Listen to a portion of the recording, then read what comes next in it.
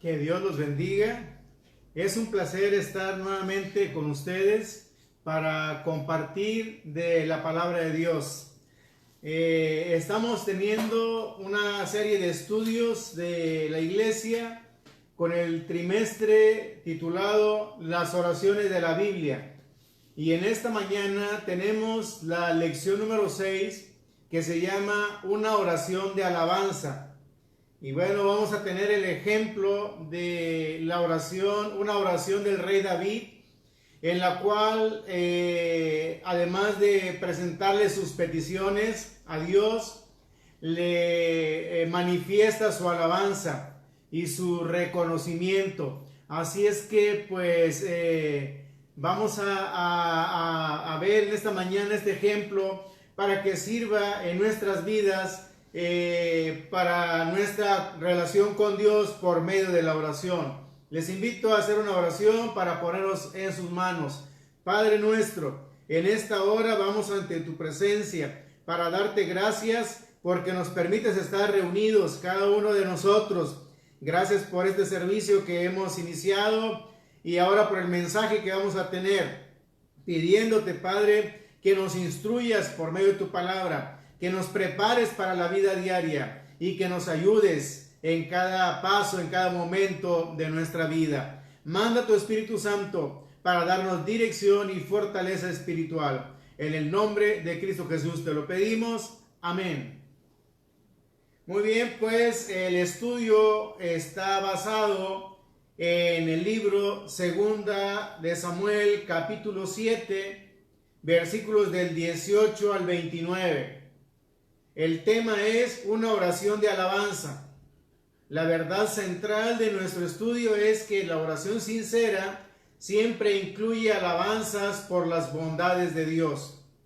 El versículo clave: alabad a Jehová, porque es bueno cantar salmos a nuestro Dios, porque suave y hermosa es la alabanza. Salmo 147, versículo 1. Así es que, pues, aquí encontramos en Segunda de Samuel capítulo 7 una relación con el mensaje del Señor a David por medio del profeta Natán. La respuesta de David a la profecía fue una oración de humildad, gratitud y alabanza a Dios. El asunto estuvo de la siguiente manera: David le manda decir al profeta que hable con Dios sobre la necesidad de edificar una casa para el arca de Dios. El arca de Dios representaba en ese momento y todavía la presencia de Dios completamente. Y bueno, pues David veía un contraste entre su majestuoso palacio y su casa con toda la esplendidez, y el arca de Dios que no tenía una casa. Entonces él le manda decir al profeta Natán sobre la necesidad de establecer una casa para el arca de Dios. Y David fue tocado en su corazón por eso, porque él decía: yo habito en una casa esplendorosa, mientras el arca del Señor no tiene un lugar. El profeta Natán le dio a David un importante mensaje de parte de Dios y de ese asunto de construir la casa. El punto esencial del mensaje fue que no sería David quien iba a construir el templo para el arca de Dios. Dios mismo establecía para David formar una dinastía, y de ahí, de su descendencia, vendría quien construiría el templo de Dios. Y bueno, lo sabemos que fue Salomón, hijo de David, y que no fue David porque David era un hombre de guerra, era un hombre reconocido, era un hombre cercano a Dios, pero él era un hombre de guerra. Y Dios tenía otras condiciones para la persona que fuera a construir la casa o el templo de Dios. Mas sin embargo, en este pasaje se da una oración de parte de David. Y esta oración tiene en primer lugar una aplicación de alabanza por el conocimiento de Dios. Todos sabemos que Dios es supremo en su conocimiento, que Él es omnisciente, que quiere decir que todo lo sabe, que Él nos formó, que Él formó todo, por lo tanto Él conoce todo. Así pues, en 2 de Samuel, que está nuestro estudio, capítulo 7, versículo 18, dice: y entró el rey David y se puso delante de Jehová y dijo: Señor Jehová, ¿quién soy yo y qué es mi casa para que tú me hayas traído hasta aquí? O sea, hasta esas condiciones, hasta ese momento. Y David fue posiblemente al tabernáculo donde se encontraba el arca del testimonio, que era un símbolo de la presencia de Dios, les comentaba, y estando en oración y en meditación, hace una pregunta a Dios y le dice: Señor Jehová, ¿quién soy yo? Siendo él insignificante, siendo él a su parecer un hombre de guerra, un hombre en el cual Dios había puesto sus ojos. Y bueno, pues aquí nos enseña algo muy importante, que nosotros también podemos decir: ¿quién soy yo? Una persona insignificante, un simple mortal, mas sin embargo Dios también ha puesto sus ojos en nosotros. Es extraordinario cómo Dios nos da las cualidades, nos da la capacidad y nos toma en cuenta. Versículo 19 dice: y aún te ha parecido poco esto, Señor Jehová, pues también has hablado de la casa de tu siervo en lo porvenir. ¿Es así como procede el hombre, Señor Jehová? Y bueno, nuevamente reconociendo su capacidad, reconociendo también el conocimiento de que Dios conoce todo, de que Dios sabe todo, de que Él sabía las condiciones de David. Así también Él conoce las condiciones de nosotros. Podríamos pues considerar, como dice Primera de Crónicas 17,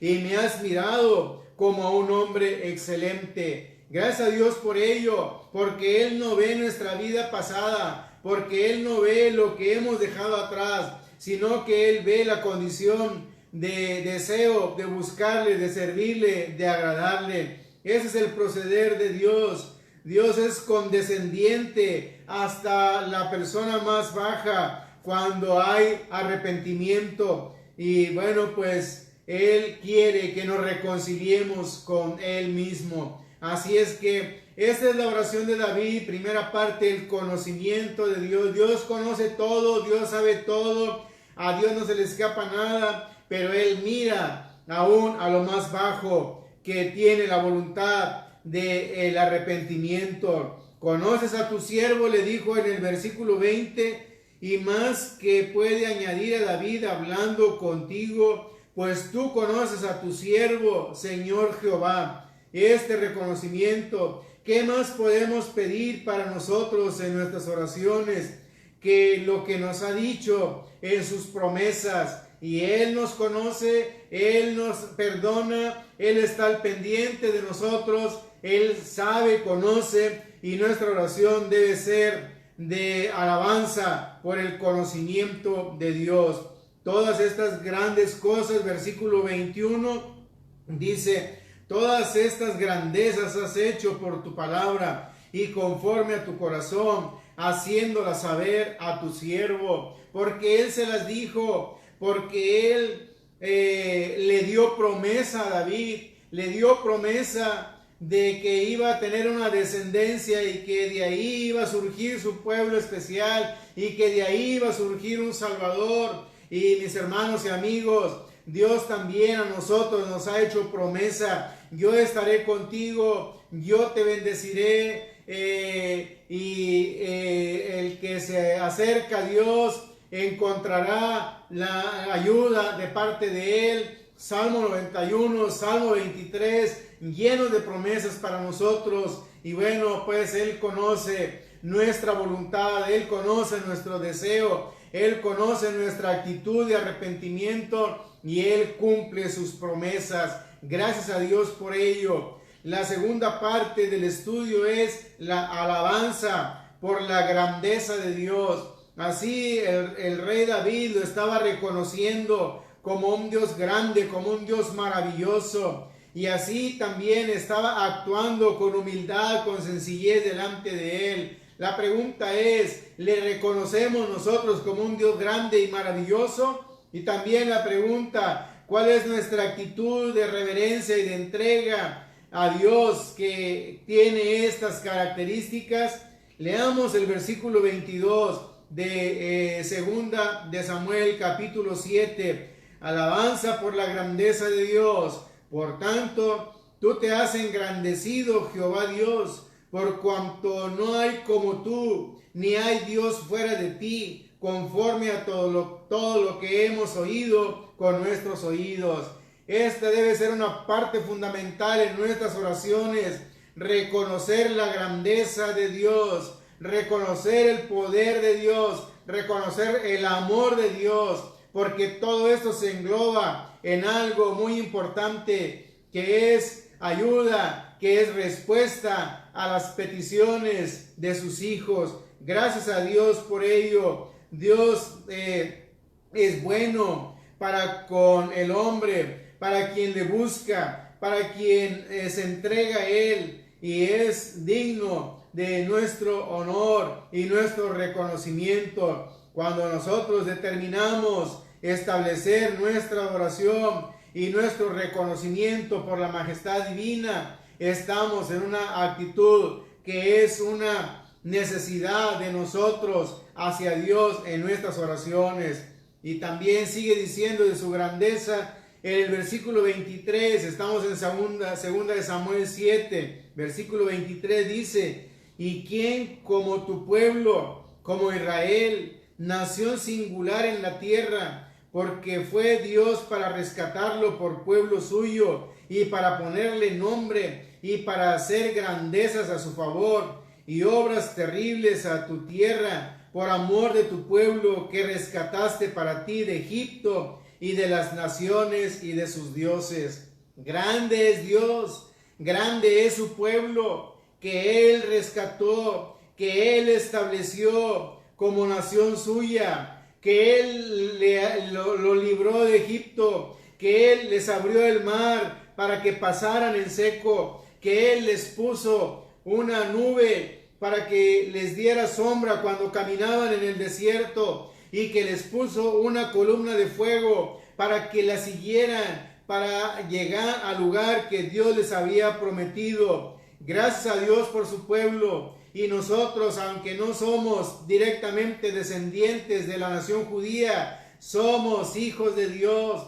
Así también somos de su nación, somos de su pueblo, porque así lo establece y lo enseña su palabra. Así es que ¿quién como su pueblo? Que Dios tiene ayuda, que Dios tiene favor, que Dios tiene compañía para cada uno. Digno es este reconocimiento de Dios por las grandes proezas que Dios hace con su pueblo, que hizo con su pueblo Israel, que ha hecho con su pueblo cristiano a través de los tiempos, y que hace también con nosotros, su pueblo, que ahora estamos en este tiempo aquí en la tierra viviendo para el Señor.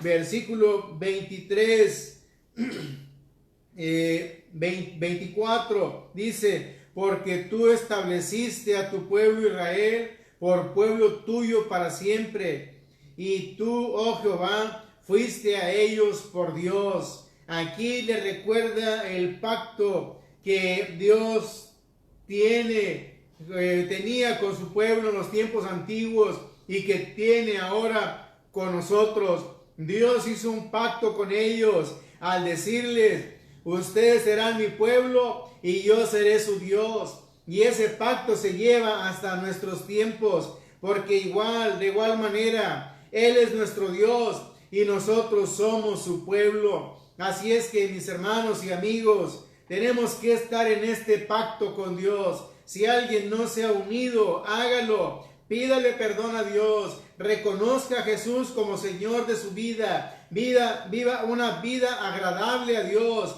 E intégrese a este pacto en el cual la promesa de Dios es que Él será su Dios. Y al decir que Él será su Dios, quiere decir que Él tendrá el cuidado, que Él tendrá la fortaleza para su pueblo y que Él tiene un lugar especial para aquellos que reconocen este pacto con Dios mismo. Alabanza de David por la grandeza de Dios en favor de su pueblo. Gracias a Dios por ello, porque Dios es maravilloso. Vemos cómo en una oración David alaba a Dios por su conocimiento, alaba a Dios por su grandeza. Y número 3, alaba a Dios por su carácter. ¿Cómo es el carácter de Dios? ¿Cómo es la palabra de Dios? Bueno, pues dice la Biblia que Él no miente, que Él no cambia, que Él cumple sus promesas.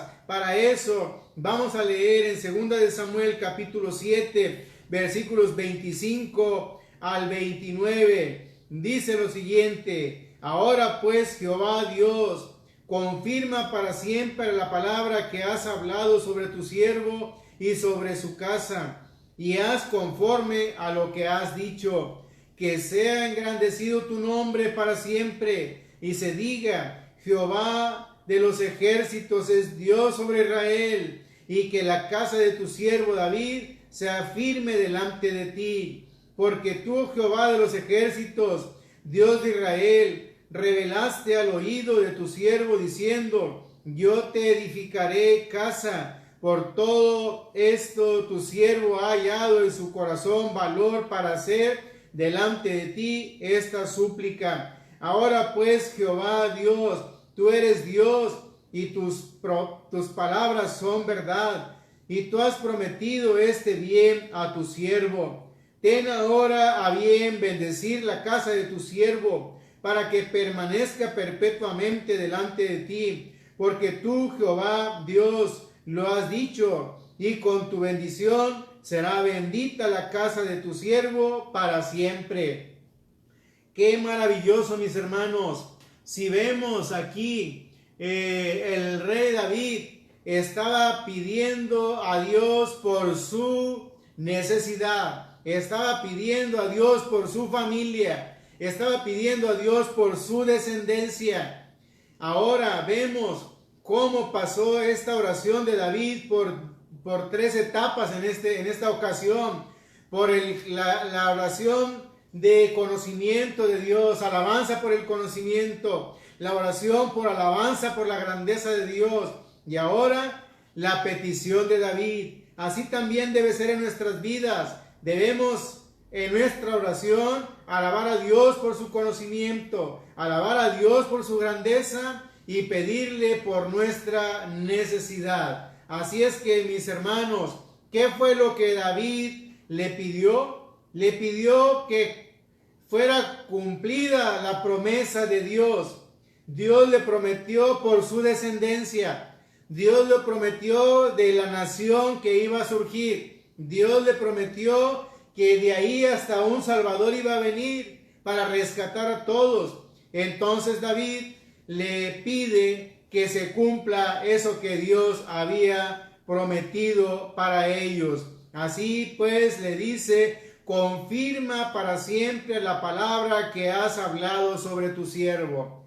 Que se cumpla lo que has dicho, lo que has prometido, y haz conforme a lo que has dicho. Y efectivamente, así lo hizo Dios. Les decía hace un momento que Dios no cambia, que Dios no miente, que Dios no se arrepiente. Y bueno, pues así fue cumplido. ¿Tenemos una necesidad, mis hermanos?